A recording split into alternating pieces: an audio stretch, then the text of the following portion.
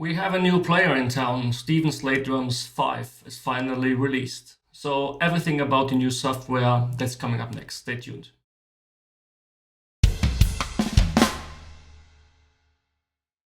Hey friends, musicians, drummers, thanks for tuning in. This is Mike. Welcome to my in-depth review of the brand new Slate Drums 5. In this review, I'm going to show you what's new in the software. We'll, of course, play some audio examples here and there. I'm going to show you how it reacts to mixing. At the end of the video, talk about pros and cons, and, of course, some sort of conclusion on my side. I just uploaded 2 more videos with just the audio. So for all of you who just want to listen to drums and not to my talking, please find the links in the info box in the top left corner or in the description box below. So, after some years of waiting, basically, Slate Drums 5 has been finally released now in November 2018. And without revealing too much right in the beginning, Slate and his dream delivered once again. Stephen has made his footprint in the audio industry over the last years by providing world-class plugins and hardware that's been used in studios worldwide. But his heritage basically is recording and providing drum samples. Slate Drums have always been the go-to drum sampler for people who were looking for punchy, straight-in-your-face sounding drums that sit in the mix almost right out of the box. So I was really curious to see what Slate Drums 5 can bring to the table after the guys from Toontrack, the Swedish company, set the bar incredibly high with their new flagship Superior Drummer 3 last year. And though I know that a lot of people like those comparisons, and after testing SSD5 for some days now, I don't think it makes sense to compare virtual instruments in general, at least to a certain extent. Slate Drums 5 has a different approach than Superior Drummer 3, not just to mention the big 2 VSTs, and both are fantastic basically, but at the end of the day, it's apples and oranges.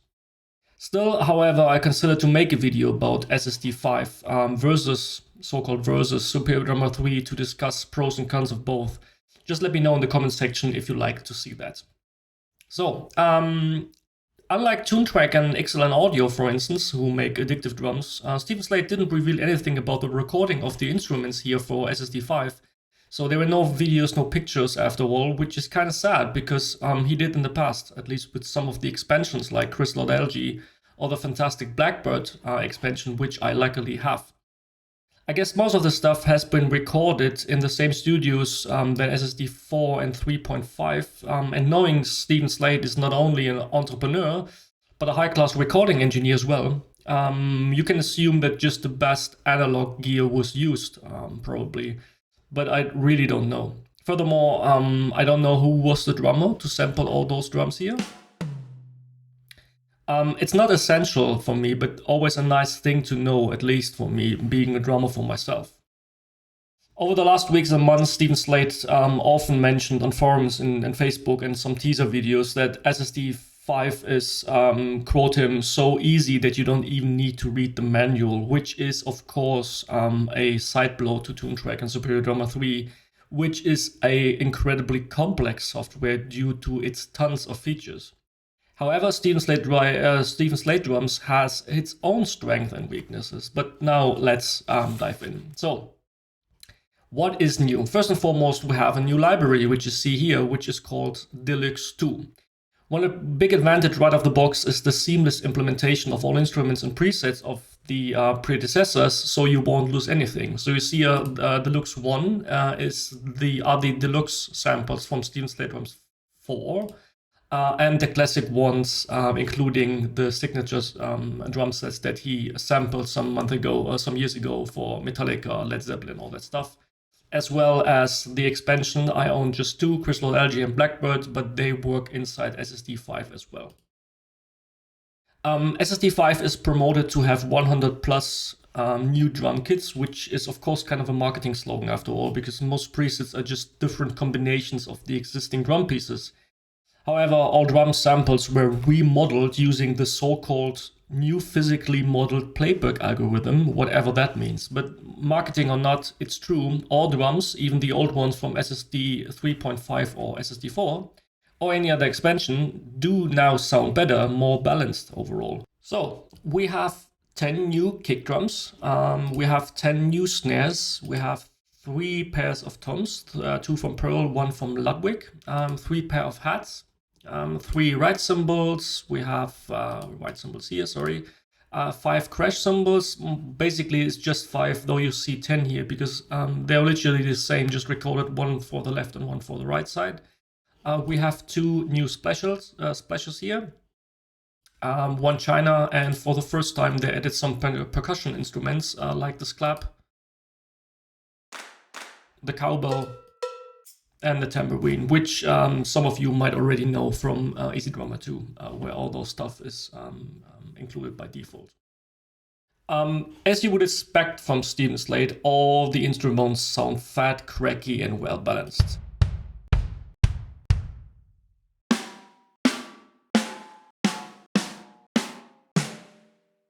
So they will certainly do the job. Personally, I'm missing some more special instruments, or at least more variety. I mean, it took them some years now to come up with this new version, SSD5. So I would have expected to get more instruments, like maybe piccolo snares, some fatter snares, maybe like 14 by 8 inches deep. Maybe some effect cymbals or darker and washier cymbals, because those ones are more like clean, more rock orientated, cutting through cymbals.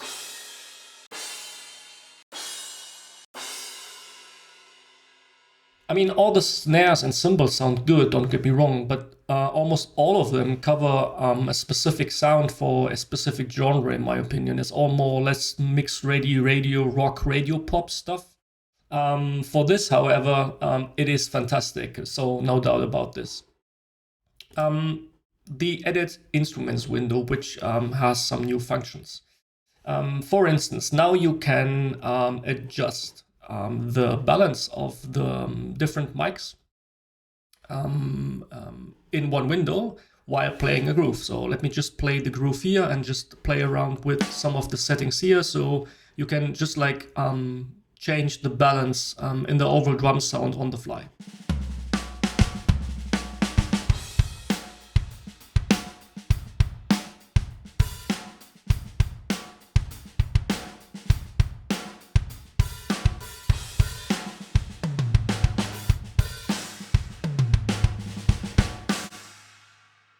And a cool, neat feature that I just found out today, basically, is by double-clicking on the knobs here, they will go back to their default position, which is really useful if you just like forgot where you started.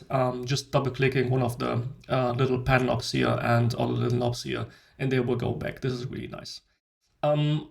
You can audition every single instrument. Basically in this upper area here. So first and foremost, in this little window where you see the instrument itself, going from low velocity to high velocity. So when you click down here, you will hear just the lowest velocity and everything in between. You can do the same in the articulation window here in the top. And then of course for each articulation that they sampled. So speaking of articulations, you can see all of them listed here in this window, with the snare providing the most articulations. On the toms, for instance, it's just the center hit and the rim click. So no rim shots on the toms, which is sad, but I mean. The cymbals were cymbals, as you see, on the edge and the bow, which gives the cymbal hits a more mellow, round sound when being hit.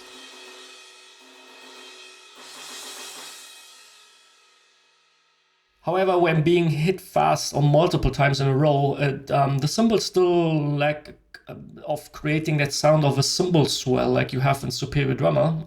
It's still sounding like multiple hits. But I mean, if I just missed a setting here in the software, please let me know in the comment section below. So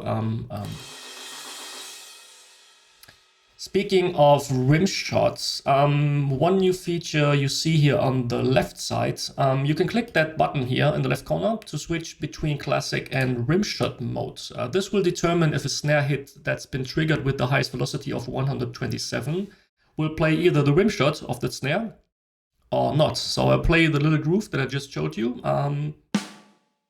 first start with just with the classic mode, and then I will play the groove again with the rim shot, so you will immediately hear how that sounds.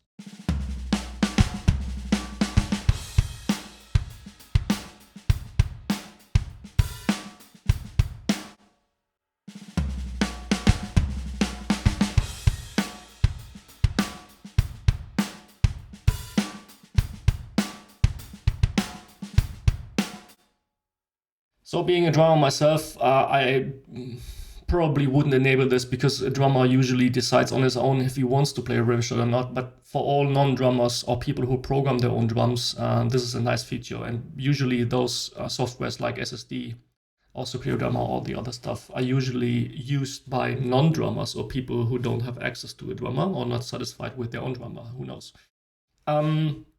So here on the right side, you have a dedicated ADRS section, which is attack, delay, sustain, and release. It's a nice and important feature, honestly, because you can shape the sound of the drum. For instance, and you can use, if used properly, reacts kind of like a transient designer or a compressor even. So let's just gonna solo the snare to make it more obvious. So let's play the groove, and I will play with the settings here so you immediately hear what I mean.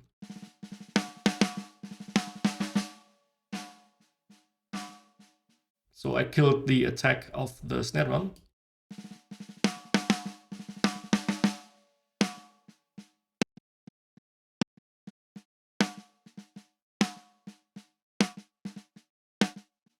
Of course, you can go overboard, but this is like for creative use. A common use would be, for instance, if you want to decrease the attack of the snare in the room microphones. And this is another cool feature.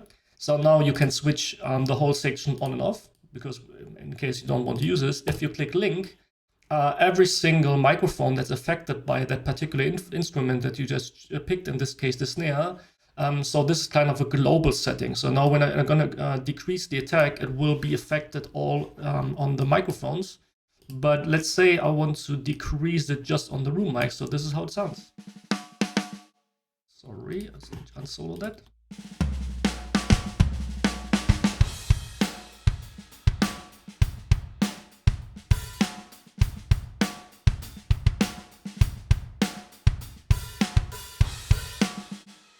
You can see you can here change the routing in this window as well. So they combined several features in one window, which was one of the things that were highly demanded by users. By the way, double clicking here on this button will change it back again. So this is really neat. I like that. What did I forget? Of course. You see here on the left side, you see the instruments button. You can click on the samples, and now you have a lot of free slots to include your own samples, one-shot samples. If you have your own drums, like from different drum libraries, so just add them, allocate them to a certain MIDI note or instrument, and you can use your own samples as well within the software, which is cool. And I know a lot of people use that.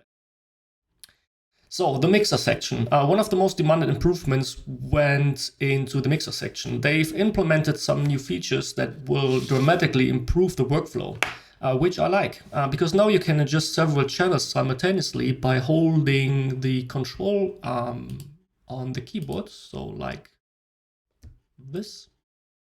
And now you can adjust, for instance, the volume simultaneously. You can solo both of them, you can mute both of them, you can flip the phase. So this is a really cool feature that was demanded and was missing in Superior Drummer 4, as far as I remember. So that's cool. You have routing presets. You see I've already created 2.1 for the sake of this video. So usually this is the default setting, everything on one stereo, which means when I play the groove, you will see here on Reaper, this is the output 1.2, so the basic stereo output. So everything that you do here goes into one stereo drum bus channel. But because you cannot add EQ inside the software or compression, usually you want to route stuff out on individual tracks. So Stephen Slate already provided 3 of them, which is mono to mono, so every mono microphone, kick out, snare, toms, hi-hat, right, and so on and so forth, go to mono channels inside your DAW, and stereo, the overheads room microphones go to stereo channels. So if you enable this, you will see here in the bottom, it's automatically created the corresponding routing. And let's play the groove, and we'll minimize the fenster here, the window.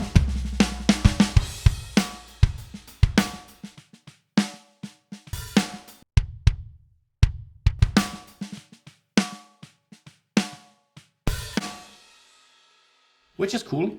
You have another preset, everything on its own stereo, which or everything on one stereo. But the cool thing, of course, and this is I think the most valuable usage of this function, is you can create something on your own. So let's say you want the two the snare microphones and the kick drum microphone to one channel. Just go here, click, I don't know, something that hasn't been used so far, out 16, go to manage presets.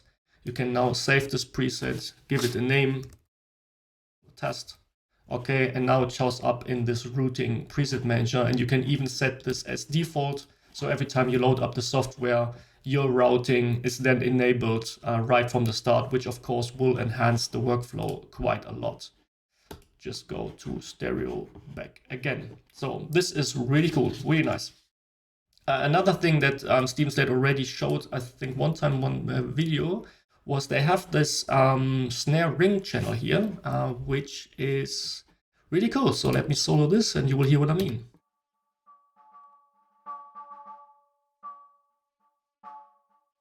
So it's almost like an own EQ channel. Usually when the ring is too annoying on a snare drum, especially on metal drums or cracky snare drums, you use an equalizer to tame that at least, or to kill it completely.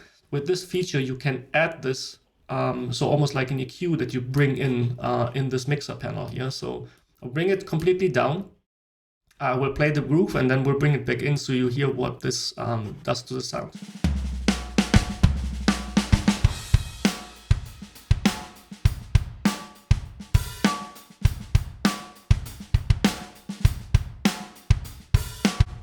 Which is kind of cool to have this on. It's a unique approach. Never saw this before, because when you have a dedicated channel just for that, you can then, of course, automate this effect or the sound during the mixing phase, which is kind of cool.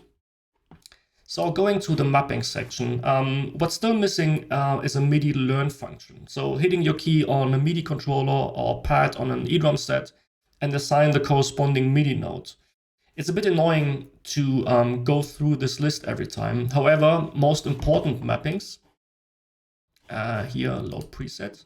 Most important mappings are included. As you see here, you have Addictive Drums, the Alesis, Easy Drummer, the Pearl Mimic, Roland's, Superior Drummer, so on and so forth. Most of them are included, and of course you can, once you created your own, you can save this as a user preset and even set this to be default. So usually if you just have the only use one MIDI controller or one eDrum set, you just have to do this once and then everything is said and done and you are ready to go. Still, I think a MIDI learn function would be appropriate for the software. And as far as I remember, the guys from Slate and his developers are already collecting feedback from users. So maybe we will see this in an update soon. The customer feedback, by the way, from Slate and his team is really remarkable. The day the software was released, not only the developers, but not only the developers, but Steven Slate himself was online in several forums and Facebook groups to answer questions from users, which is really remarkable. Another annoying thing, at least for me, so let's go back to the drum set here. By the way, the view, I usually use the cell view here. Go to the settings, click here in the up corner to use kit view, and then you have the common view that most people use, I think. I don't find this really helpful. I prefer this view because I see the instruments better. So, I mean, you can change whatever you want, of course. One annoying thing, what I wanted to mention, is the MIDI notes are not assigned to slots in the instrument, in the drum set, but to instruments, which means the setup with two threshold is kind of set by default. So now I have on the left side, the crash left is the Zildjian 18A custom. So if I just pick another let's pick the Paiste 18 here to this free slot. But if you drag another symbol like I did here from the left side to one of the open slots, it will be triggered at the same time like the default symbol.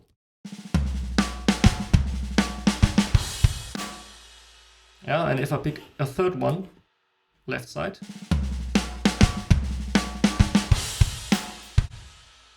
I mean, I get the point when you do this with snare drums or kick drum, when I implement another kick drum here, that this will be triggered as a kick drum. However, I think for cymbals, it should be the case that you have to assign different cymbals to different MIDI notes, because when using an E-drum set and you have 3-4 cymbals, of course you want to pick several cymbals corresponding to different pads you have on the drum set, and not getting triggered. All the cymbals on the left side are getting triggered by the same main crash. For me, the whole topic of cymbals in Stephen Slate drums is still a bit sloppily solved, if you ask me, because sometimes it seems that most of the focus went on the kick, snare, and the toms. The missing cymbal swells, not too much options here, just 5 cymbals.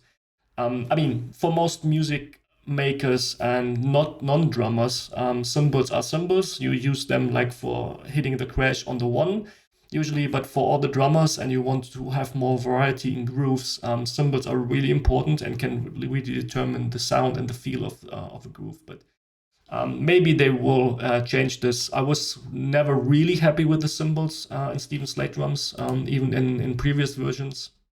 They improved the sound. Honestly, on this one, still, I think there's room for some improvements, but that's complaining on a high level, basically. So finally, the groove section. I don't use MIDI grooves at all but after listening to them, I must admit at least that there's a big improvement to previous versions of Stephen Slate here. Yeah, for every one of you using some grooves, the one that I play here in this review, by the way,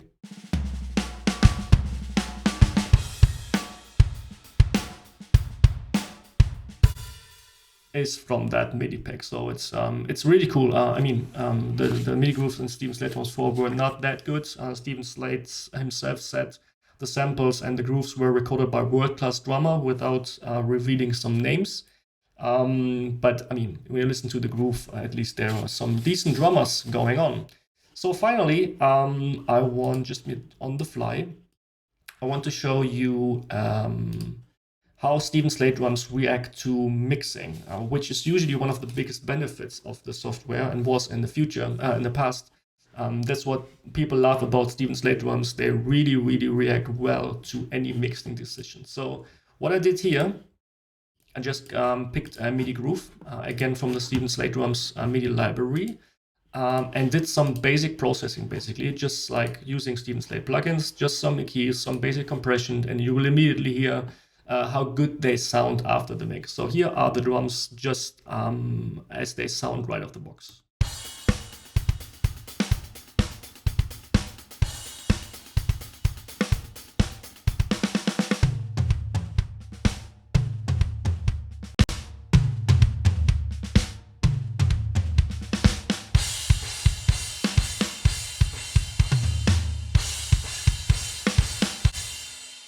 For me, it's the proof that they are really, really well recorded with the best gear possible.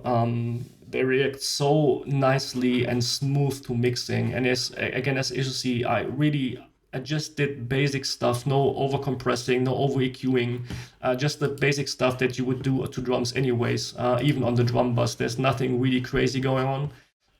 And the sound really, like, they really pop out of the speaker, which is really cool. Again.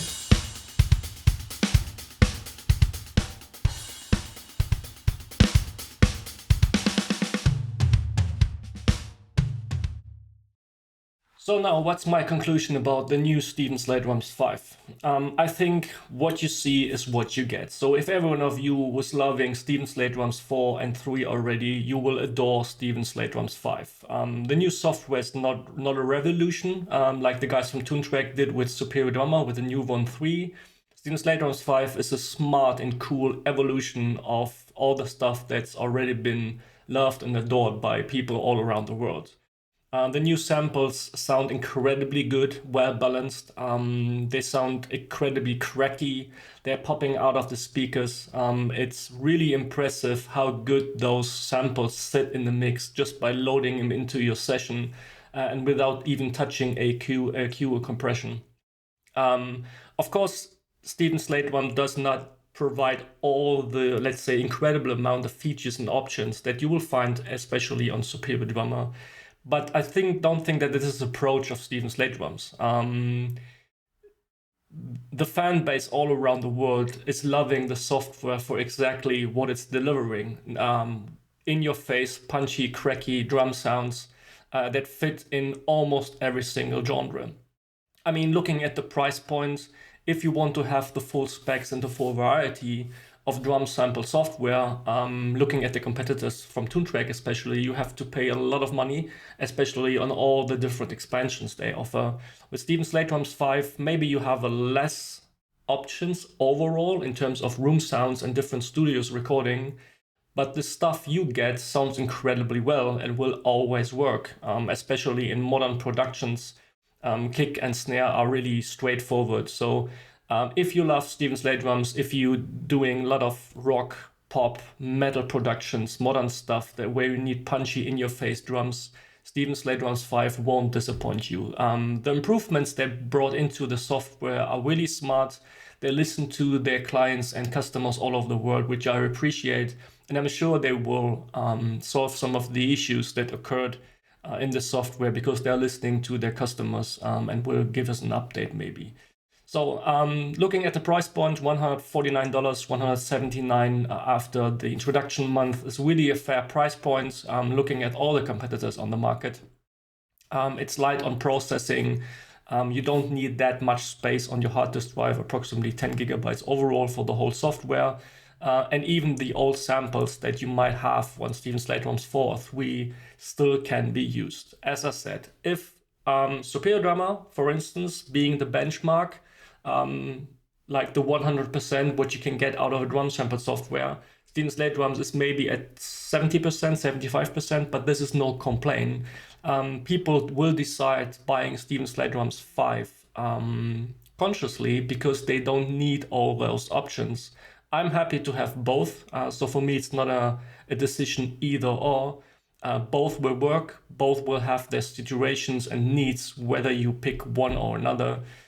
So it's up to you if you go like the full approach of Superior Drummer, like tweaking every single little detail, mic bleeding on the tom microphone from the splash cymbal, all that stuff, or you just go straight ahead and say, I want punchy drums for my mix to cut through guitar walls and out of radio speakers.